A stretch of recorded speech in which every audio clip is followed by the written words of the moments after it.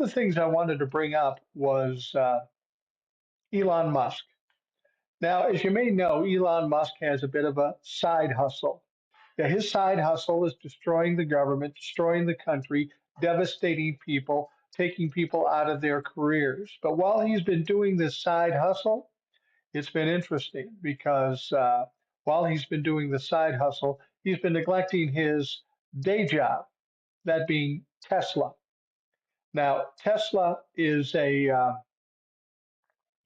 going concern. It was making a lot of money. And when Elon was running it, he was just a goofy CEO. That was fine. That was well and good. But the fact of the matter is he took his attention away from it. He got some bad press because of the things he's doing to the people in this country, and sales started to fall with Tesla. And in the first quarter this year, the income from the Tesla organization has dropped by 71%. 70 fucking 1%. It's dropped. Now the problem is now Elon Musk is talking about well, maybe I should step aside and be CEO of my company again. Well, the fact of the matter is, it's probably too late. You've already been attached to the Tesla car. You are the brand, and you not just said a bad word or been canceled for something stupid. You've gone out and actually devastated people in this country, taken away their livelihoods. You've become an uber villain in this country. Now, nobody wants anything to do with Tesla cars. Now, I know some of the Tesla cars are fine cars and people who have them. I will say this, I do feel sorry for the people who have them that bought them before this whole fucking mess. I have a feeling they're taking some heat because of uh, because of the fact that we've got him fucking up and making some noise. Uh, Jose Valdez says, "So glad you're here on Substack, Boomer." Me too, Jose. I love Substack. It's a great place to be. A lot of people show up here, and I'm appreciative of that. Um, T. Helene says, "You are appreciated, sir. Not nearly as much as I appreciate you folks. You know, when I started doing TikTok and YouTube and such, people told me, yeah, nobody's going to listen to your shit. And that was distinctly possible. I'm an old guy sitting in my living room. So I can't tell you how appreciative I am of those people that come to the lives, whether it be TikTok, Substack, or YouTube. And you know, and even when I meet people in public, I try to explain this to people.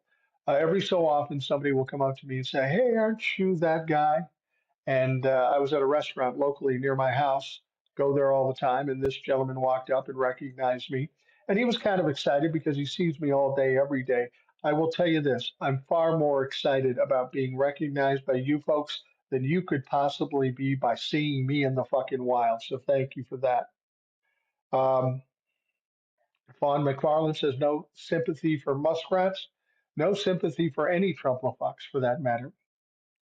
T. Helene says, I think the icing on this Tesla cake was his salute, but not salute. Yeah, I tend to agree with you. I know Tesla owners who traded in and would never buy again. I know a few too. Heather says, he gives me Lex Luthor vibes. Yeah, I get that. He's kind of a weird uh, super, uh, uh, super superhero villain. Robert Baker says, I agree, it's probably is too late. I mean, what can you do? We already screwed it up to get all of a sudden have a change of heart. People are going to people are going to believe him. It's ridiculous. He needs to be fired from Tesla, but he won't be because the board is in his back pocket and he a majority owner of Tesla too. So you can't just kick out a guy who owns most of the stock. Let's see here. Sheila says, love your show. Thank you very much. I appreciate it. Kimberly says, great to see like minded people. And I'll be honest with you, when I started doing this on TikTok, I wasn't under the delusion that I could do anything, that I could change anything. I'd hope to be a rallying point for people of a like mind because numbers are what get things done in this country. And thankfully, we've got some numbers at TikTok and YouTube and even here on Substack. And that's the point. It's not what I say, it's about getting people of a like mind together because there's power in numbers. Um, and because of you folks coming out and listening and such. It is a huge step forward in getting things done. Fawn says, I don't use TikTok, so Substack is where I see you. That's fine. That's fine. I get that. I'm not sure about TikTok myself. I don't know what the future holds for TikTok. I don't necessarily like the way they run the app because you get people that followed me for a long time and then they never see me. I don't know what's going on with the algorithm, but I don't even try. I just go on, do what I do, and hope for the fucking best. I do get a better result here on Substack as far as connecting with people quickly. Peaches says you're a mature guy with life experiences, the good, the bad, so you will always have something to say of value. Thank you. And you know what? That's the good point. That's a good point. I try to get my kids to understand that. When I was a young man, my father was pretty much out of my life, out of my family's life, and I was a young guy. I had a house. I had some young kids. I was recently married. And there's a lot of things that happen when you're just starting out like that that make no sense to you because you've never experienced. I mean, what happens when the pilot light goes off or something like that, or you need to fix something in the house?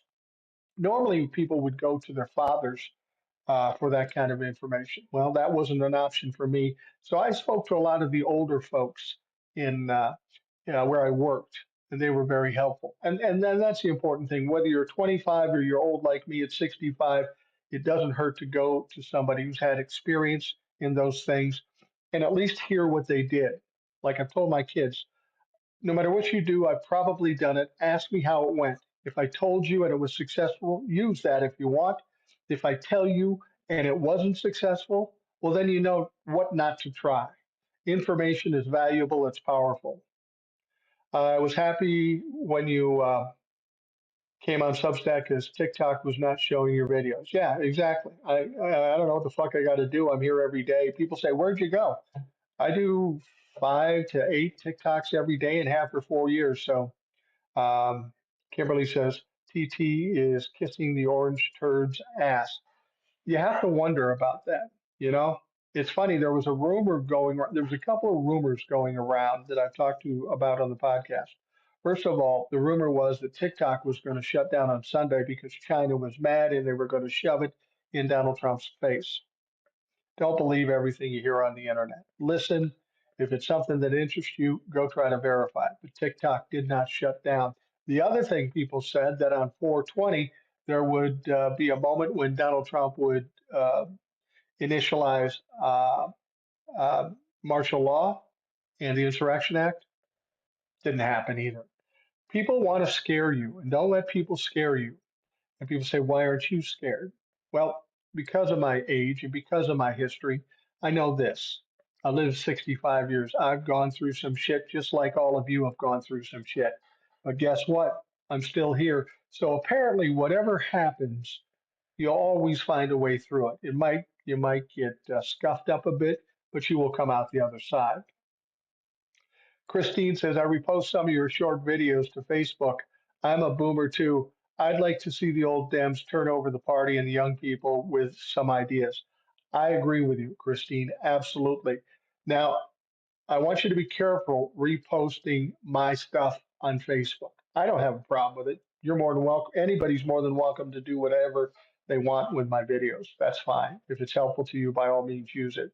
But what you need to know is I was on Facebook as Rational Boomer for, a few 3 years or so, but they banned me completely. And when they banned me from Instagram and Threads too, which really didn't bother me because I didn't focus on any of those all too much. But I think it's kind of funny that you throw that out there on Facebook after they banned me. I just don't want them messing with you. So be careful of that. Um, you were talking about the young people, and we've been hearing this story about David Hogg. And David Hogg has the idea that he wants to primary even some of the safe Democrats in Congress because they're just not doing anything. And of course, Hakeem Jeffries and a lot of people are upset about that. And, they're the old guard, they're the establishment. But I agree with David Hogg. There are some people in Congress on the Democratic side that are not doing anything. and they're a little wishy-washy and they're gutless. I'm 65 years old. People have said to me, "Do you want to run for something?" No, I don't want to run for something because I got one big thing against me. I'm an old white guy, and we have enough old white guys in politics. We need to get rid of those motherfuckers, Schumer and such. What we do need is younger people in there, people with a different sense of how to run the Democratic Party. I've said this all along. The Democrats always try to act like they're above it all, that they're the nice people, that they're refined people. And that's well and good when, if this were the 90s, and this was politics of the 90s, but this is 2025. It's not politics like we've ever seen it before.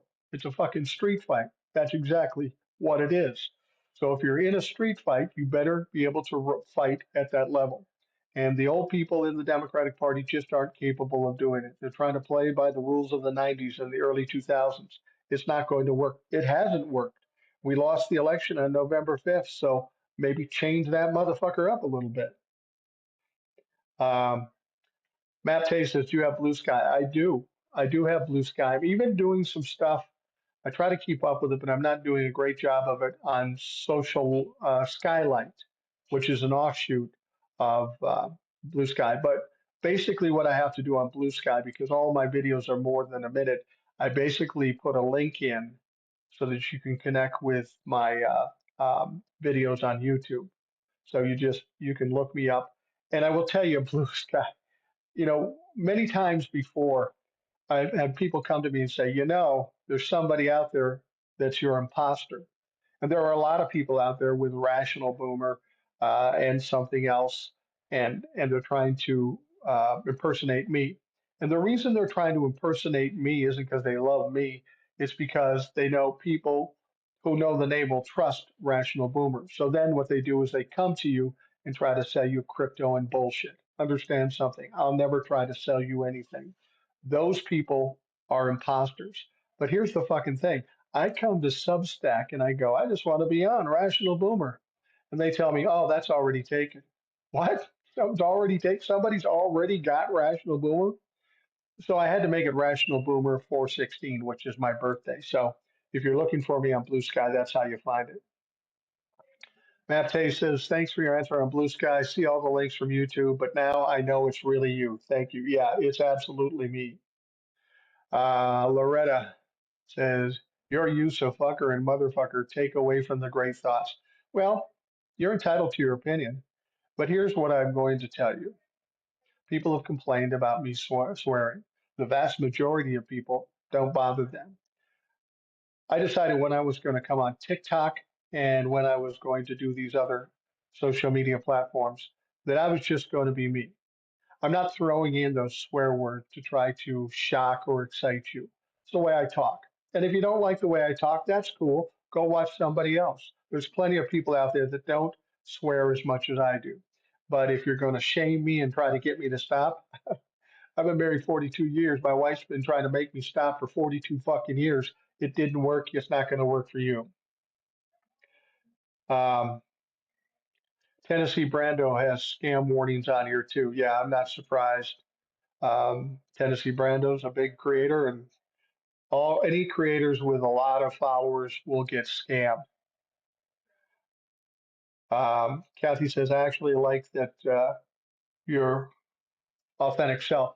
Well, I think there's some value in that. I mean, a lot of times when you come on social media, you will see people, and in their minds, they'll be thinking, how do I get views? How do I get followers? And they try to act like they think they need to act in order to get that done. I decided when I started this, I was a 60-year-old man, and I didn't really have any talents other than talking the way I talk. So I thought I'm just going to be me, and if it works, great. If it doesn't, okay, no big deal. Nobody's surprised by that. So I do try to be authentic. I think that's the best way to be. Not everybody on social media is, though. They're trying to put on a show. I guess I'm trying to put on a show too, but this is really who I am. If you saw me in a restaurant or someplace, I would be the same guy. Like the guy I met just the other night. He said, "You're really like that." I go, "Yeah, I'm really fucking like that." Sony Lou says, "Your swearing does not bother me. Thank you." I will tell you this, Tony. Even if it did bother you, I'd still do it. Sherry, how can we get the Supreme Court reverse Trump's immediately? Well, the Supreme Court is starting to kick back a little bit. They're starting to push back. I think they're feeling the pressure that what Donald Trump is trying to do in overturning turning democracy means it's going to take power away from them.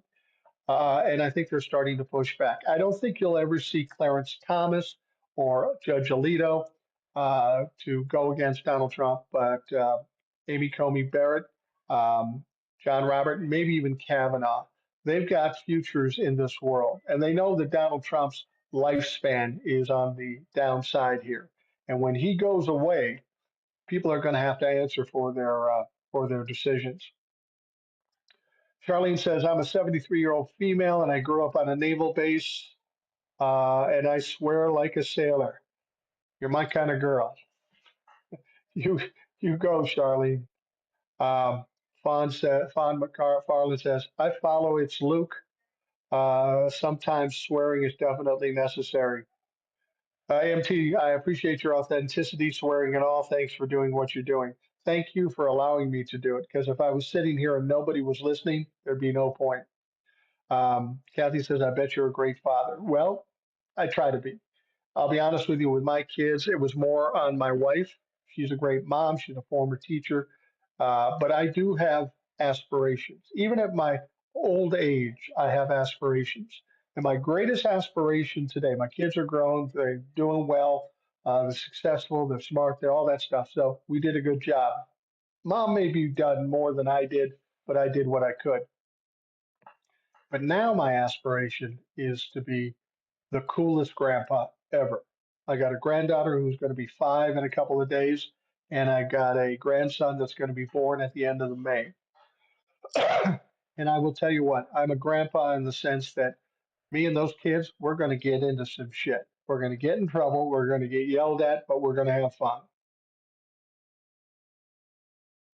Um, Kathy Kirkland says, "Ain't no people like teachers." Yeah, I will have to say that. My wife happened to be a great teacher, well respected, but she was a little tough on the kids. But they respected her and liked her because she was fair about it.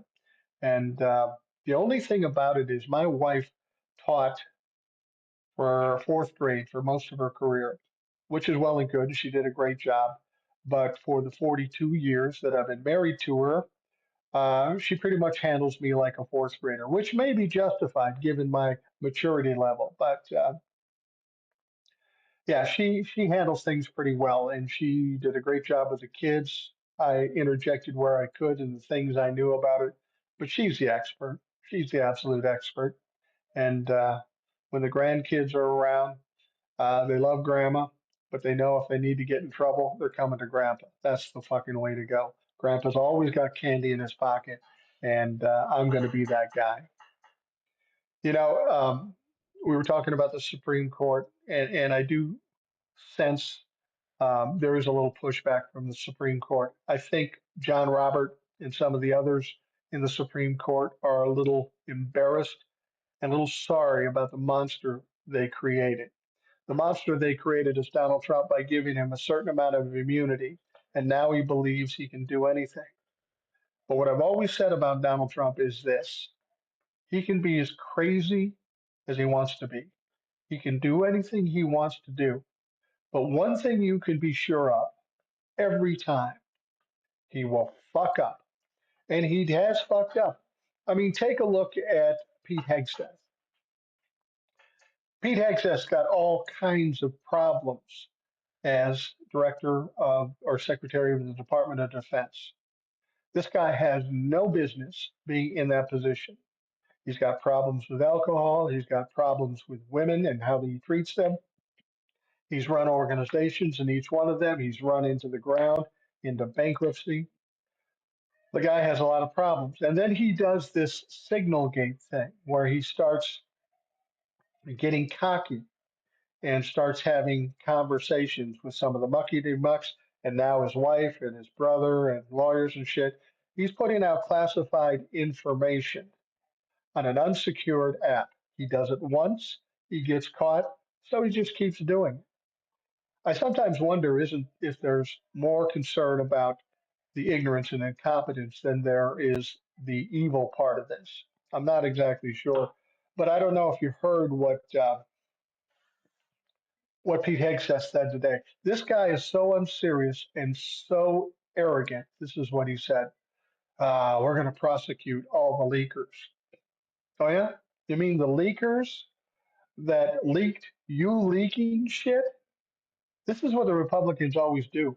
They commit a crime and then they try to blame the people who leaked it out. What about the fucking crime? What about the fucking crime? T. Helene says, I told my husband the fact that none of them know what they're doing will be our saving grace. Yeah, you're absolutely right. If you remember through the first term, Donald Trump did a lot of crazy things, but he never accomplished anything because he just doesn't understand. The big difference between Joe Biden and Donald Trump is this: Joe Biden has spent his entire life in Congress as a senator.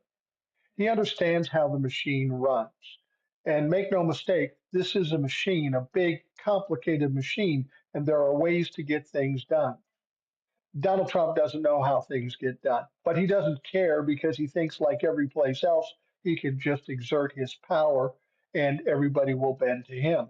And to a certain extent, that happens, but the big wheels in government, that's not going to happen. The courts aren't going to do that. He's not going to be able to get away with everything. He's just not going to be able to get away with it. So, so Donald Trump gets in these situations and he does all this shit, but nothing ever gets done. He's done these executive orders, and the reason he's done all these executive orders is because he knows he can't get it passed in Congress. Some of this ridiculous shit. And a lot of this stuff is going to come out in the wash when Congress actually does something. Now, that's a good question, though. When is Congress going to do something? The Republicans are in power currently. Um, Donald Trump, in his first 100 days in office, you know how many bills he's passed? His administration and his Congress has passed? The lowest amount of anybody in history. Five. Five bills is all they've passed. So they don't have a good track record. And keep in mind, the 2 years leading up to 2024, when Republicans had control of the House, they didn't do shit there either. These people aren't about governing. They're about uh, dealing with the issues and the lies and the complaints about the other side. That's all they do. That's all they know how to do. Tell you how bad the other side is. Tia Lee says, as a Delawarean, I miss Biden. He wasn't perfect, but he was empathetic. Well, he was a human being. You're right. Biden was not perfect. Biden was a politician of a bygone era. He was a politician of a time period that is no longer here. So he didn't really fit in with what's going on. He was kind of like Merrick Garland. The one bad thing I will say about Joe Biden, and I have a lot of respect for Joe Biden, and I think he was one of our greatest presidents in the first 2 years. When he hired Merrick Garland, I understand why he did it. I don't fault him for it. But after the first year where Garland did nothing, that's when Joe Biden should have fired him. The faster we could have gotten things going with Donald Trump, the better we would have been in a position not to be dealing with the bullshit that we have right now. And difference between Biden and Trump: Biden is a good man, and Biden is quite a bit more intelligent than Donald Trump, and he's not fucking evil. What else we got here? Let's see. Can the Supreme Court pull back Trump's immunity? I don't think they can pull it back. Uh, but Congress can pass another bill and it'll probably go up to the immunity and up to the Supreme Court, and they can change it that way. I think ultimately, when this is all said and done with Donald Trump, I think there's going to be a lot of changes. You know, the funny thing about it is all the time Donald Trump's been in office, we always thought that norms and rules would save us. Nobody's going to cross over the norms. Nobody dare does that because what could happen? Well, Donald Trump walked all over the norms. He didn't give a fuck. And guess what happened? Nothing. So for the future, we do have to change some things. We'll never do it while Republicans are in office, but once the Democrats take control, there's got to be a lot of changes in this country. You got to understand the damage Donald Trump, Elon Musk, RFK Jr., Pete Hegseth, and all the rest have done. It's a lot of damage, and it's only taken them 100 days. But for us to repair all these things, that's going to take a while. That's not going to be easy, but we need to get started as quickly as we can. And the faster we can get Donald Trump out of office, the closer we are to getting that done. We have to win the House and the Senate in in 2026. Now, a lot of people will say, "Well, we will win the House," which I think is true, but maybe not the Senate. Well, there's got to be some way we can win the Senate.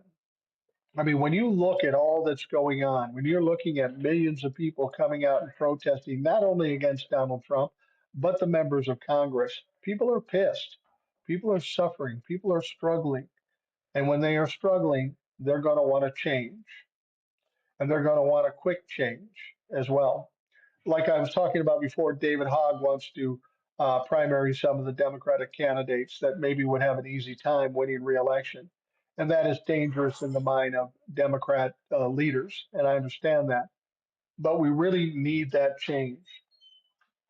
I was talking to somebody who had read something about the Democrats when Kamala lost on November 5th, and it turns out the Democrats, like me, believe there's no way that Kamala could lose. I made the mistake of using common sense and logic. Kamala Harris was a strong candidate, had a lot of money, had a lot of support, a lot of enthusiasm. Donald Trump was the absolute worst candidate in presidential history. Made no sense that Donald Trump would win, so I said Kamala would win. Apparently, the Democrats felt the same way I did because when she lost and when the Democrat or the Republicans won the House and the Senate, they were absolutely put back on their heels. They were devastated. They don't know what the fuck hit them, and it's obviously taken them a few months to finally get their feet under them and start thinking about doing something in return. We still don't know who might be a viable candidate for 2028. We still have time, but we don't want to wait as long as we did with Kamala because that's fucked up and it obviously didn't work. So we need to do other things. Did you hear Tesla profits went down 71%? These protests are working. Power to the people. Yeah, I did. 71%. And Elon is losing money every fucking day. And it's driving him batty. As I said, he's looking at stepping out of politics and going back to what he knows how to do best, the day job, if you will. I mean, he's got this little side hustle of destroying the government and destroying people's lives and dancing around like a fucking dipshit. It's not working for him. See, the thing is, Elon Musk is so awkward, weirdly awkward, socially awkward, that he actually thinks he's doing something good. He thinks people are going to cheer him. Well, that might be the case if we're talking about Donald Trump's base, but Donald Trump's base is not that big. It's maybe 30% of the country. So when he sees these protests and people not buying Tesla, the interesting thing about Elon Musk is this: he always associated his name with Tesla. He was the face of Tesla, and and he loved taking the victory laps because of how Tesla was doing. But then when he started acting like an absolute idiot, a fucking demon, he couldn't understand why people would want to blame Tesla, why they wouldn't buy Teslas or they'd burn Teslas. And the fact of the matter is this: uh, Tesla and Elon, they're the same. That's what he wanted to do. And now he'd like to separate himself from Tesla. That's not going to happen. It's too late. He should have done that long ago. He's done too much damage and hurt too many people. All right, Amy says the pilots, the flight attendants, the officers that remove those people against the court order and can be held in contempt of court with with the immunity ruling of Trump. The people carrying out those orders need to be more afraid of the courts than Trump is. And that's exactly right. I've heard other people, legal people in the news, say that very thing.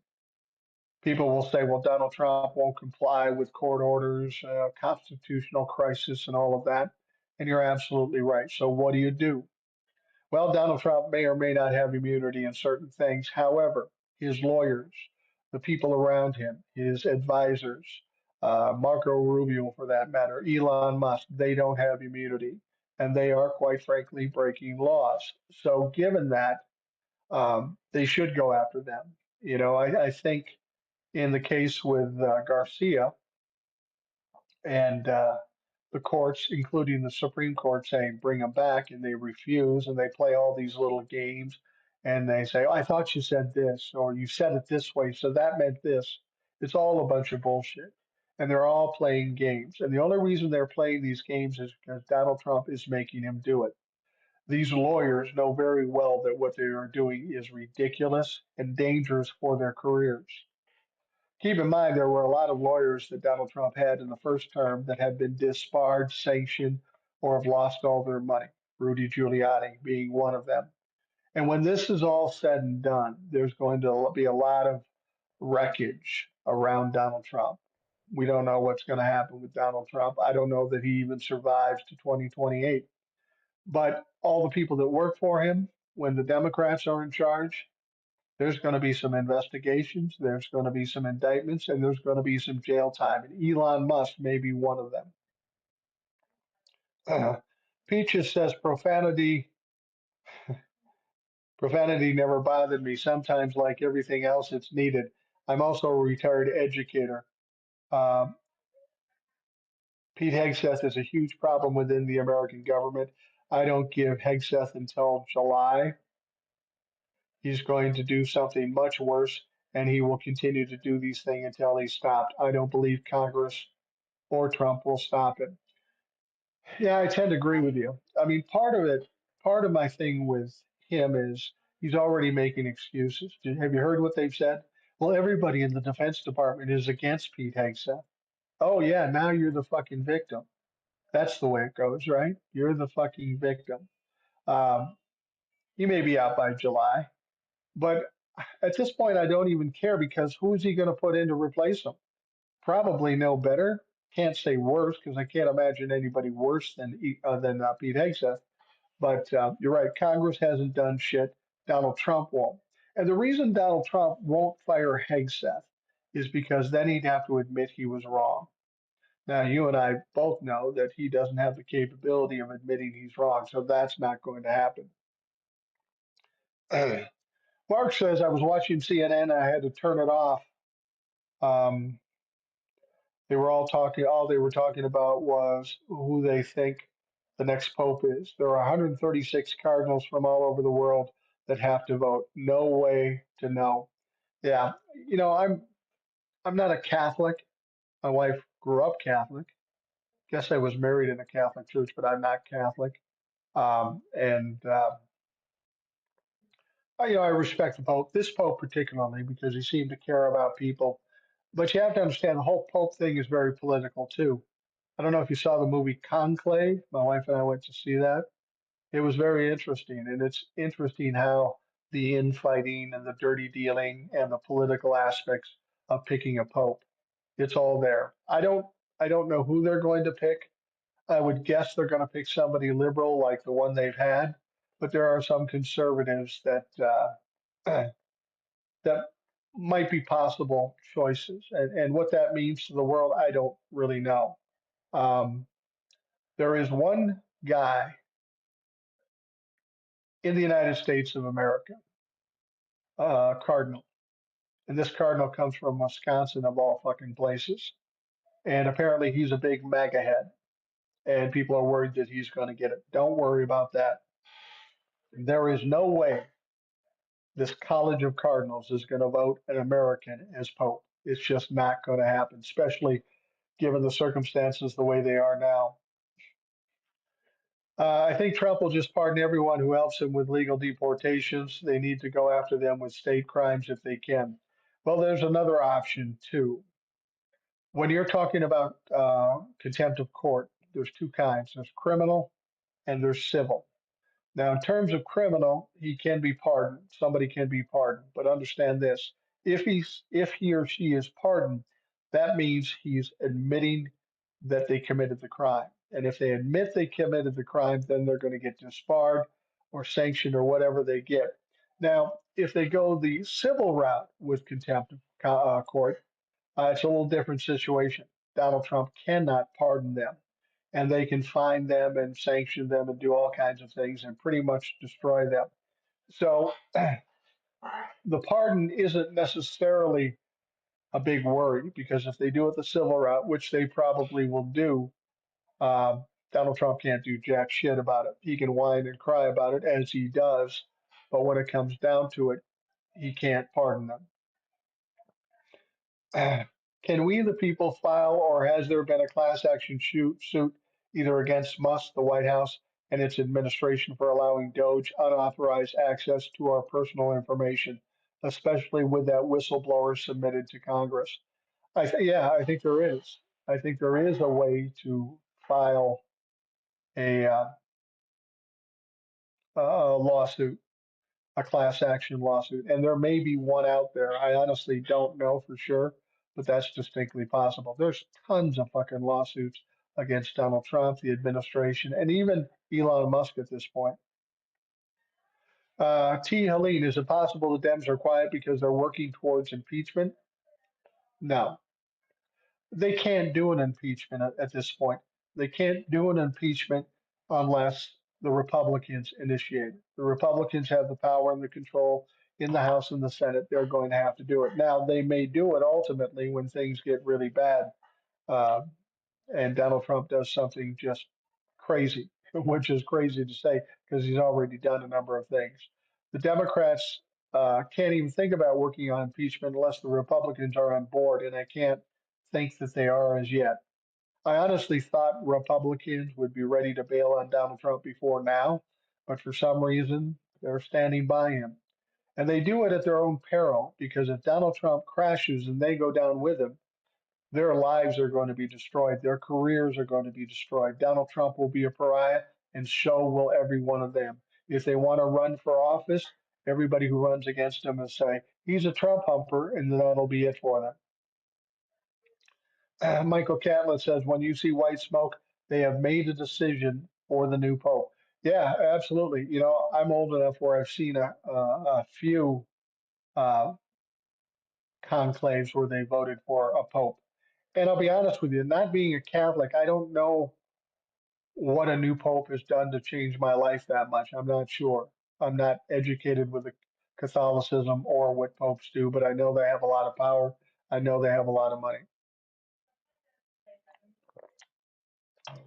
Beth from Redneck, Indiana here. Nice to see you. Well, nice to see you too, Beth. Well, I don't really see you, but nice to hear from you, Beth.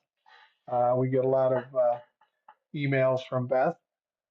And I just want to tell folks too, if you're on the Substack Live, you should also check the Rational Boomer podcast.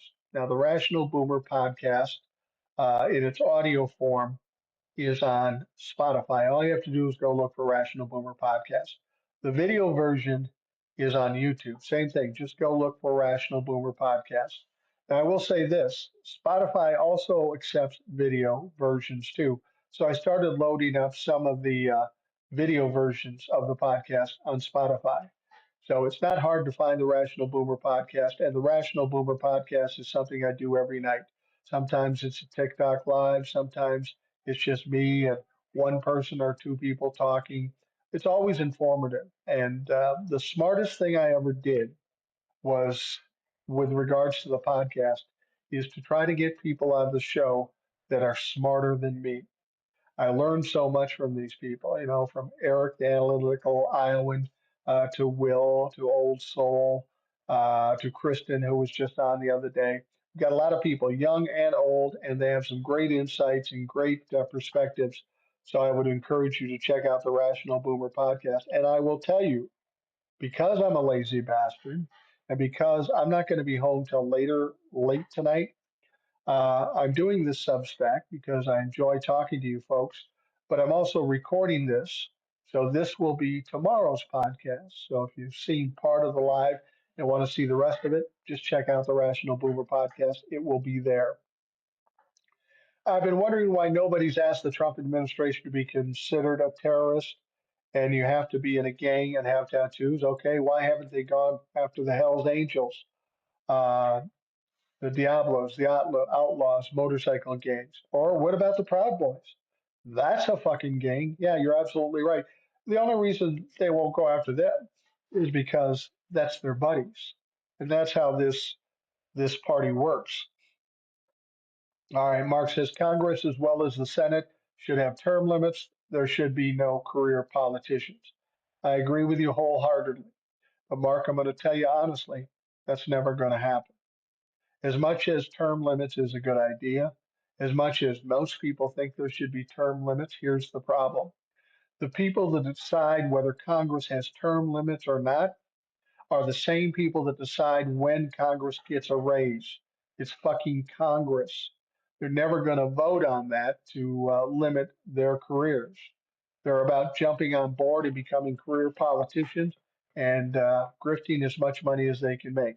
So, yes, the term limits would be a good thing. It's not going to happen because the people who have to vote on it are never going to vote for it. B. Action Jackson. So much has been laid bare. Soon it will be time. Hold on. So much has been laid bare. Soon it will be time to build back better and to move forward on Biden's agenda. Yeah, I mean, that's the thing you have to understand. Donald Trump is doing what he can to overturn democracy and fuck with this country.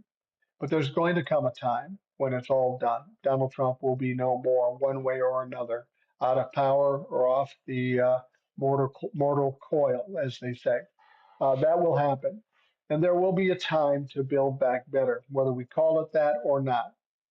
And as I've said, I've gone through a lot of periods of time in my 65 years. And I remember the 60s, even though I was pretty young.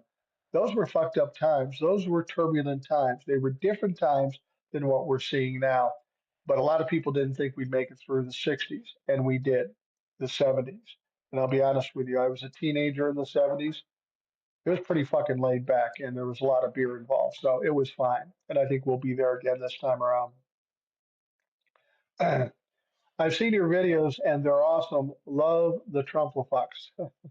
Yeah, that's a word I coined a long time ago, and it's kind of taken off. People have grasped it. I had one older lady, almost 80 years old, and she sent me a DM and she said, "Yeah, Mike, could you tell me the correct spelling of Trumplefucks?" I go, "Well, ma'am, I made the word up. There is really no correct spelling." She said, "Well, how do you spell it?" And I said, Trumplifucks. She goes, "Okay, good." And I asked her, I said, why is this important to you? And she said, "Well, I always post your videos on my Facebook, and I want to make sure I'm spelling Trumplifuck correctly."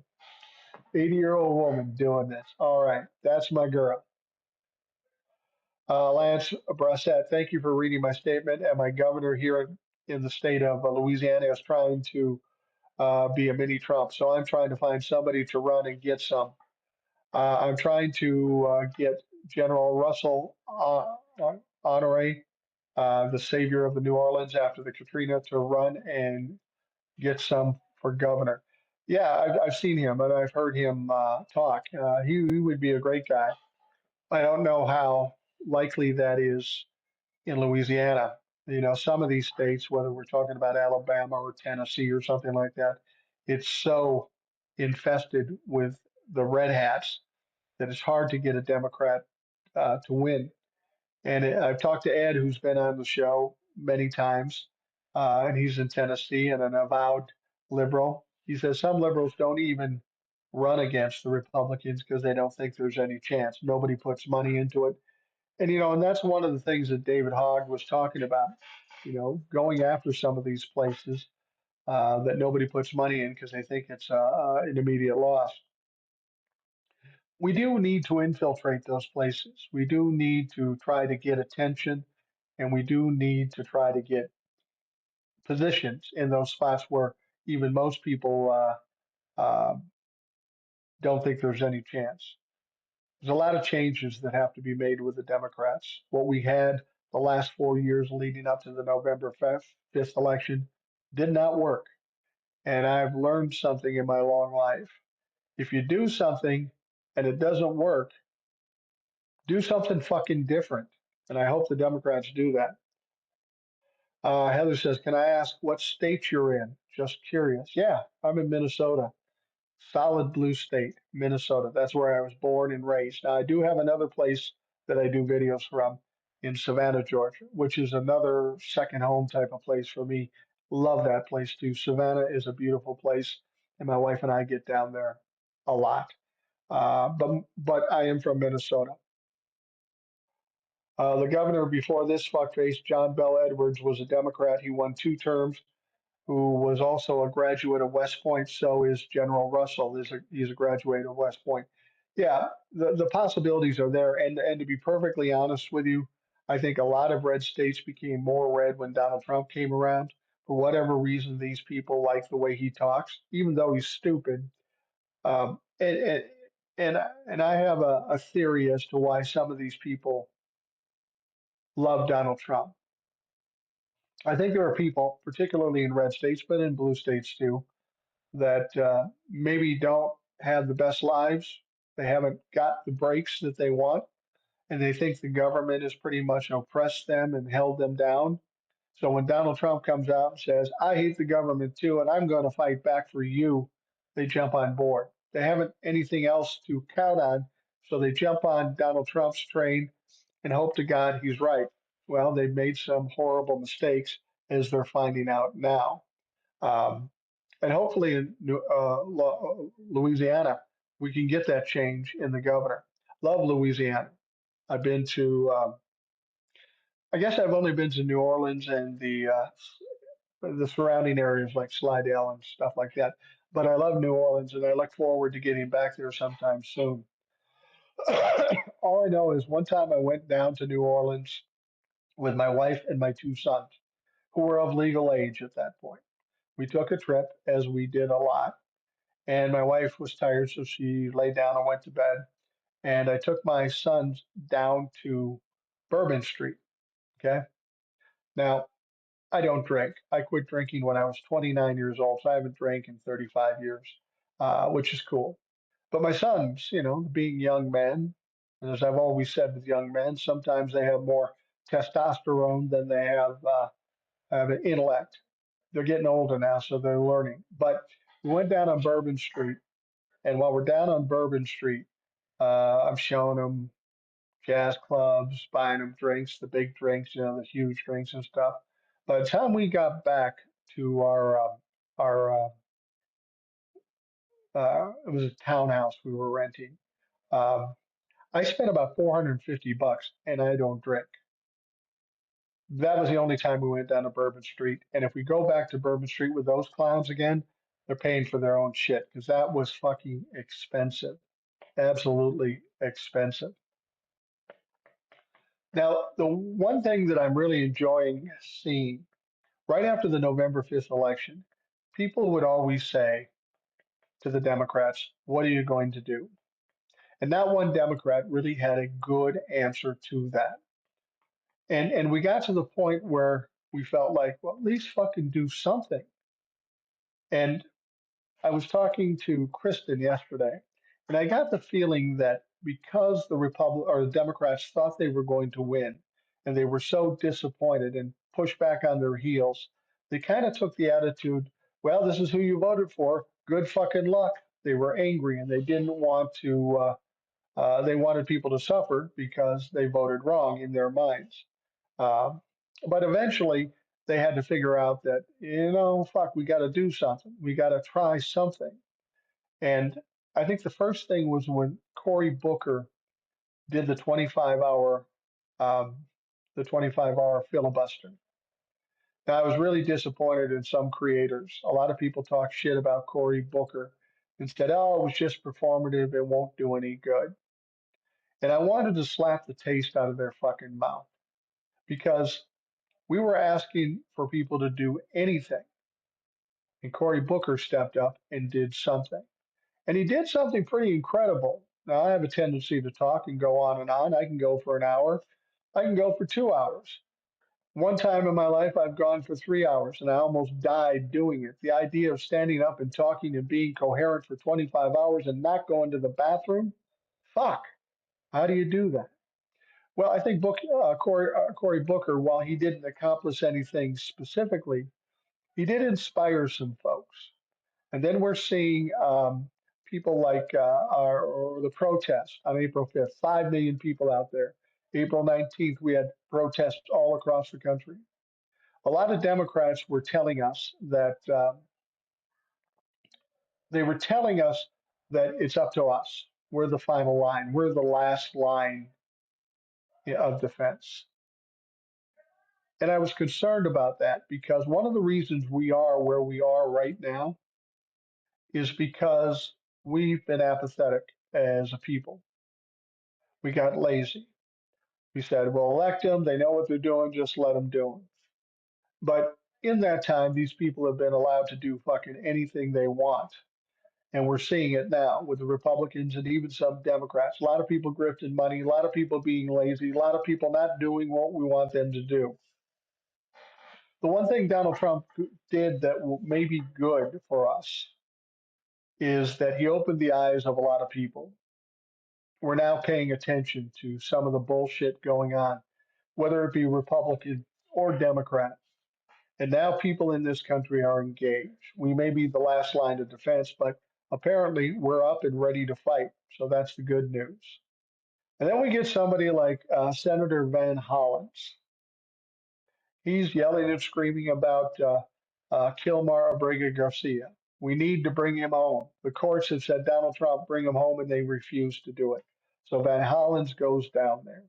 They refuse to let him see Garcia, but he doesn't leave. He stays there and he continues to fight. So the pressure gets a little heavy, and the government of El Salvador lets him talk to Garcia. That was a bit of a sham. It was a bit of a setup, the way they put him in street clothes and put a cute little drink by him. That was all phony. But at least we were able to see Garcia and understand that he was alive because at that point I was a little skeptical about whether uh, he was alive. I mean, this Garcia, it was ruled on Garcia that he wasn't to be deported, and if he was to be set out of the country, the last place he should go is El Salvador because he feared for his life. So not only does Donald Trump put this guy on a plane, among some other people on a plane, send them to El Salvador, the opposite place where he was supposed to go, and they put him in this horrible death camp, this prison, if you will. Uh, and then ignoring the Supreme Court and all the federal courts and such. It is absolutely outrageous. And this is something that is a thorn in Donald Trump's side. Now, the easiest thing would be for the El Salvadoran president and Donald Trump saying, oh, okay, we'll just bring them back. But the fact is, they can't do that. They can't do that. First of all, it would have to mean that Donald Trump made a mistake. And Donald Trump refuses to do that. He will never admit that he made a fucking mistake. It's just not going to happen. And the president of El Salvador has another problem, and Trump has this problem too. If this guy comes back and he talks to the press, and we hear some of the horrific stories that he no doubt went through, this is going to be bad news for Donald Trump and the El Salvadoran president. Now, I heard a story. You remember Jack Smith? He was working for Merrick Garland, prosecuting Donald Trump, and he is a mean motherfucker. Even though we didn't get things done, it wasn't his fault. That was Merrick Garland's fault. But Jack Smith came to us from The Hague. He prosecuted war criminals and international crimes. Well, he went back to The Hague. And guess who might be in line when he's out of office and out of power? Donald Trump, the El Salvadoran president, other people like that. They might have some international war crimes that they have to contend with. I don't know how that whole thing works, but I'd love to just hear that he's been indicted and see what Donald Trump does. Go ahead, talk shit to the Hague. See how far you go there. You can't manipulate international law and the international courts. You could find yourself in fucking deep ass trouble. Now, it's going to be interesting to see if they bring Garcia back. But it's important to understand this is about uh, um, due process, right? You can't just take somebody, put them on a plane, and send them to some prison out of the country. You can't do that. And Garcia didn't get due process. But neither did the other 200 people on that plane. Some Republicans have tried to say, well, you've got to be a citizen in order to get due process. No, that's not true. That's not what the Constitution says. And we have all these people that are constitutional originalists. If it says it in the Constitution, it's real, it's definite. And if it doesn't, then it doesn't count. Well, it specifically says in the Constitution, everybody, not just citizens, everybody gets due process. So all those motherfuckers should be brought back. He says, I cannot understand why so many don't understand the issue with due process. If they get away with this, it could be any black, brown, LGBTQ, non-Christian, etc., etc. Like, why don't they see this clearly? Well, I think most people do. And let's be honest, it's not just people of color or people of other religions or sexual orientations. They may not like some old white guy sitting in his living room talking shit about Donald Trump. You're absolutely right. Now, I said this when they overturned Roe v. Wade. I told people, I said, listen, whether you support Roe v. Wade or not, that's not the issue. What Donald Trump and the courts did is took away a right that we were guaranteed in the Constitution. That right with Roe v. Wade was the right to privacy. When they take one right away from us, they will take more away from us. They'll feel free and emboldened to take more rights away from us. And what the fuck are they doing? They're taking more rights. They got away with it the first time, and they're going to keep doing it until somebody pushes them back. Um, Fawn McFarland says they need to reread our Constitution. I don't know what good that does. These motherfuckers can't read anyway. Um, and they have a tendency to read things. We get this not only with constitutional people, but also religious folks. They read what's in the Bible, they read what's in the Constitution, and then they make it out to be what they believe. They'll misinterpret or mistake or just twist this shit to fit their narrative. So they can read the Constitution. There was one day when a creator came to me and said, all us creators are going to read the Constitution. Do you want to do it? No, I don't want to do it because nobody's going to listen to that. Nobody's going to listen to it. You can do it, but if nobody's listening, it doesn't matter. We've got an epidemic of stupid people in this country, and that's the unfortunate thing. That's why I think not only should we forgive student loans, we should give everybody free education because we need to be able to compete on an international scale. And when we have as many dumb people as we have, that's a problem. That's a crisis in this country. Heather Davis says coming to the U.S. illegally isn't a criminal offense, it's a civil offense. You're absolutely right. You shouldn't go to prison for that. If then someone commits a crime, they deserve due process. Absolutely. That's the basis. That's what we're promised in the Constitution. But you have to understand what Donald Trump is doing. Donald Trump is all about being a bully, threatening people, scaring people. That's what he does. So, in his mind, what he's doing is I'm going to separate families, I'm going to put people in prison. That way, they'll be too afraid to come to this country because we are tough guys and we're going to do these sorts of things. I got to tell you, I've seen a few videos out there that really piss me off, and we need to get those videos out more and more people seeing them. I've literally seen 3 or 4 videos where ice, if it's actually them, and I'm not convinced it's always ice, and I'll tell you what I mean after this.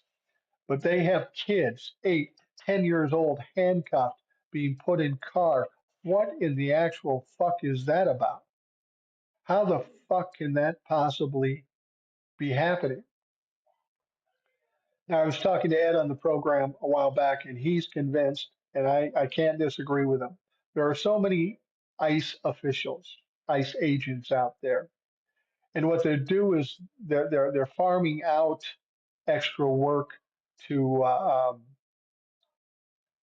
to some of these militias, these little gangs like the Proud Boys. They put on a black mask and black clothes and they act like they're with ICE, but they're not. And that should not be happening in this country. Private citizens should not be grabbing people up and putting them on planes and sending them a fucking way. I did hear some good news, though. You maybe remember this story. It was a town hall meeting put on by the Republican Party in Coeur d'Alene, Idaho. You remember this story because the Republicans were up there speaking, doing what they do, and there was a lady in the audience that was kind of heckling, yelling back things, calling them out on the lies and the bullshit they were spewing. Well, of course, there were six people, not uniform, but six people who grabbed this lady and dragged her out. Dragged her out. Now, people were appalled by this. They said there should be a law. These people should be indicted. Well, the good news is six guys that were dragging this woman out were in fact indicted. One of them for battery. These people had no business doing this. It was a public meeting. She had every right to be there, every right to speak out. And for the Republicans to grab her and haul her out was, again, against the Constitution, as much as they say they love the Constitution. So they were indicted. They've got all kinds of problems at this point. And this should be a lesson to all those wannabe goons for Donald Trump. You think you got total immunity. You think you got total freedom to do whatever the fuck you want. No, you don't. And these six motherfuckers that did this, they're fucking around and finding out. Lance says next time the Republicans make up a story like it did with the school your boy comes home as a girl, go prove it. To me, give me the name of the school, give me the doctor, give me the teachers. Yeah, you're absolutely right. My wife was a teacher for 30 years. She doesn't have any abilities in terms of surgery. And I can assure you that in all of those 30 years, she never did a sex change operation, nor did she see one, nor did she see any kitty litter boxes. This is all made up shit. This is all stupid shit to just prove their point. This is what they do. They do these things so they can validate what they're trying to say, but in the process, they're fucking lying about it. Uh, it's tiring and it's frustrating to continue to watch what's going on. Um, but I think we're finally seeing the people of this country to the point where they've had enough. The disconcerting thing to me is that people like me and you, we've been talking about this for 4 or 5 years. We've been warning people what's going to happen, how there's going to be failure, and they wouldn't listen. And unfortunately, it's going to take an absolute cataclysmic catastrophe, and they're going to have to get kicked in the ass before they fucking wake up. And that's unfortunate. T says rational boomer for president 2028. Yeah, that's not going to happen. I wouldn't vote for me. And you know why, T? First of all, I don't listen to shit. I'm not diplomatic, and I'm an old white man. The last thing we need in 2028 running for president is an old motherfucking white man. Just saying. I'll stay on the outside, stir some shit, cause some problems, try to whip up the narrative, but I've got no business being the president. I'd probably be like Trump, but in the opposite way. I'd start loading up Republicans on planes and sending those motherfuckers to El Salvador. It probably wouldn't wear well, so I don't know that I'd be the best choice. There are plenty of people out there that would be good choices, and I will fight to try to get those people in that position. You know, as I've said before, I'm an old white guy. The reason we don't need old white guys or old white women in higher positions is because we're making decisions that are going to affect the destiny of young people. What business do I have setting precedents or setting rules or laws or bills that my kids and grandkids are going to have to deal with long after I'm gone? This is the time when young people need to step up and they need to determine their own destiny. That's why if I would suggest anything at all, if I was going to suggest anything at all, I would say if you're young and you're thinking about it, investigate the prospect of running for local office, the state legislature, or even Congress. I mean, we've seen who's in Congress currently: Marjorie Taylor Greene, Lauren Boebert. You don't have to be a smart motherfucker to get into Congress. You can be dumb, you can be racist, you can be criminal, you can be a grifter. It doesn't matter. Porter says none of this is a surprise. The infuriating thing is how quickly the repubs rolled over. I mean, holy shit. Yeah, that's the funny thing. And this is the first step of what's going to happen with the Republican Party. The Republican Party is going to start eating themselves. And we're already seeing it. We're seeing it in the Department of Defense. Everybody's against Pete Hegseth. Everybody's fighting amongst themselves because they know when it's all said and done and Donald Trump is no more and Pete Hegseth is nothing but a distant memory. Somebody's going to have to answer for this shit. And if you supported these fucking clowns, it's going to come down on you. If you're a younger man or a younger woman who wants a career and is in the earlier stages of that career, if you supported Donald Trump, your career is going to be over ultimately. Mark McPherson says, I heard that Epstein's Island is empty. Build a wall around it and send them there. I like that idea. That's a good idea. Helen says the reason most people don't act is because they're overworked, just trying to put food on the table, not making excuses, but there's only so much we can do in a day after working all day and raising kids. I get that. And you're absolutely right. Uh, I know I used to try to work at home sometimes, and when my kids are around, or if my wife tried to work at home when the kids are around, not possible, not possible. And I do have to remember that as a retired guy, my days are more leisurely than they once were. There was a time when it was impossible to keep up with everything and have any kind of time schedule at all. You're absolutely right. People are buried with stress and responsibility and working two jobs and raising kids. It's not fucking easy. That's why when people say, don't you wish you were 30 again? No, because that motherfucking life is fucking hard. I don't want to do that again. I did it once and now I just want to relax. So, yes, I can relate to what you're saying. You're absolutely right about that. We need to. We need to address that. And I think that's one of the reasons somebody like me has to come out and speak out like I do. I have the time. I don't have a boss who's going to try to stop me. I don't have family members that, well, they know better than to tell me to stop because they know I won't. It's those of us that have the ability to do this sort of thing. We need to do it, especially old white guys, since the old white guys are the privileged class when it comes to Republicans. They need to see somebody like me telling them that Republicans are dumb fucks. Somebody's got to say it.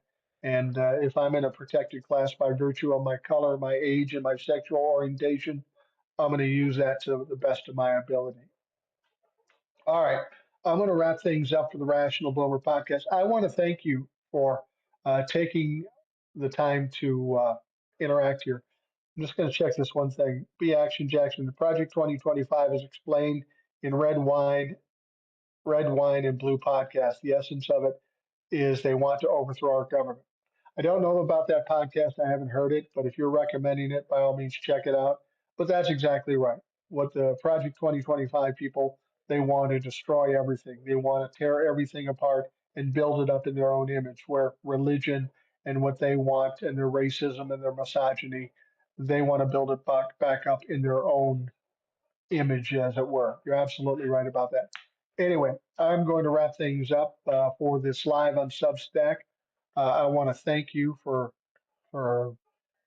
joining in. It's a godsend when you come and you ask questions and make comments. It makes it um, uh, easier to do this sort of thing. I appreciate that.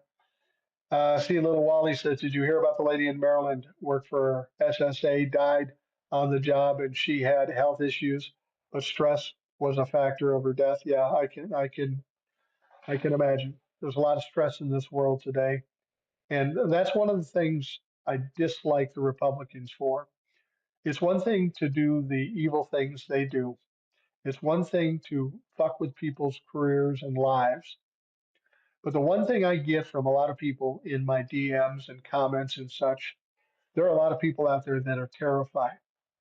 They're trying to live their lives and do all the things they need to do, but they are terrified about what might come tomorrow. And to do that to the people of this country is fucking inexcusable. And there has to be some accountability for that at some point. Anyway, now I'm going to go. I want to thank all of you for taking the time to listen. I hope you have a great night, and we'll talk to you again soon.